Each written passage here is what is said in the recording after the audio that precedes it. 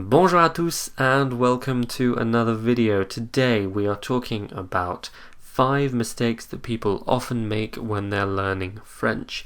Now I want to make it clear that these aren't terrible mistakes. You're not going to offend anyone and you're probably not even going to confuse anyone if you make them. But they are very common and I think they need mentioning. So let's dive straight in with the first one, which is talking about what things are called. So many people, when trying to translate I have a dog called Milou, will associate s'appelle with called and therefore say j'ai un chien s'appelle Milou. But the thing is, this expression needs a qui. You cannot omit that qui. And so instead you should say j'ai un chien qui s'appelle Milou. Literally, I have a dog who is called Milou. Now this is actually part of the second error, and that is when people omit que when they shouldn't. So for example, in English you can say I think you're right, and you can also say I think that you're right. Both mean the same thing, both are fine.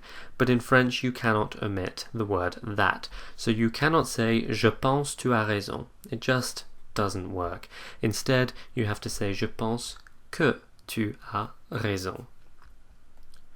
Similarly, in English we can say he said you were nice and he said that you were nice. Now in French you could say il a dit tu étais sympa. But the implication here is that we're reporting exactly what he said. Tu étais sympa in this case would have to be between speech marks. But he didn't necessarily say word for word you were nice. He might have just said that in a different way, in which case you need to say il a dit que tu étais sympa. Error number 3 is confusing ok and d'accord. So we'll learn that d'accord generally in French means okay, and that's true when it stands alone. But the issue is that English uses okay in a variety of ways that French doesn't. For example, in English it's very common to say I'm okay, meaning I'm fine.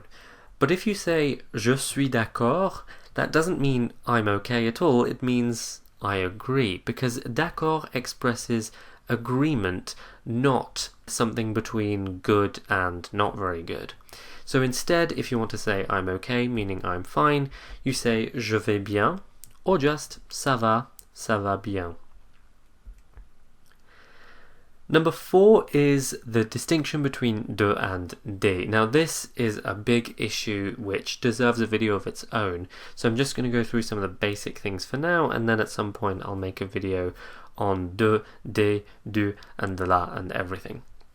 So in English you might want to say I know lots of people, and because you know that des is the plural form of de, you say je connais beaucoup des gens.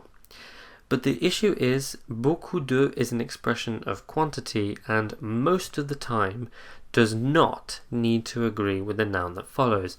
So instead you will actually say je connais beaucoup de gens. The same would go for a sentence like you have too many clothes. This isn't tu as trop des vêtements, but tu as trop de vêtements, because trop de, like beaucoup de, is an expression of quantity, and so the de very rarely changes. We see a similar issue with something like how many children do they have? This isn't ils ont combien des enfants, but ils ont combien d'enfants, because combien is like trop de and beaucoup de. Now that doesn't mean to say that with these expressions you never use des, it just means that when you do, the meaning changes. For example, lots of people were angry is beaucoup de gens étaient en colère. That we know. If though you wanted to say lots of the people were angry, where instead this time you're focusing on a specific group of people, you say beaucoup des gens étaient en colère. So beaucoup de, lots of, beaucoup des, lots of the. The same goes for how many animals are there. Il y a combien d'animaux? We're not specifying a particular group of animals, it's just how many are there. But if you wanted to say how many of the animals are dangerous, you would say combien des animaux sont dangereux. So again, how many, combien de, how many of the, combien des. And then finally we have misplaced pas, usually in the passé composé and other compound tenses. So for example, in saying I haven't eaten, a lot of people instinctively will say je n'ai mangé pas. And I understand why, right? Because you learn when you negate something to surround the verb with ne and pas.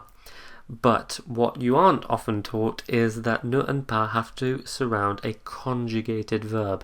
And here, manger, the past participle, is not a conjugated verb. In fact, the conjugated verb here is the auxiliary avoir. So instead you say je n'ai pas mangé. The same goes for I didn't go to the park. This isn't je ne suis allé pas au parc, but je ne suis pas allé au parc. So basically you just need to remember that in the passé composé you need to surround the auxiliary with ne and pas and not the whole thing. It doesn't just apply to the passé composé though, it could apply to other compound tenses.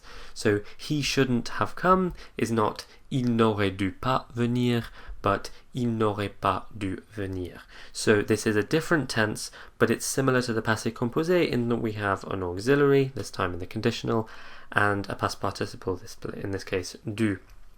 And again, you surround the auxiliary with ne pas, not the whole verb.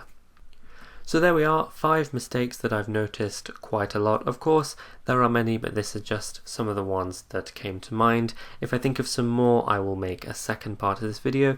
Of course, if you have any questions about the things that I've brought up, please do ask. And until next time, à bientôt.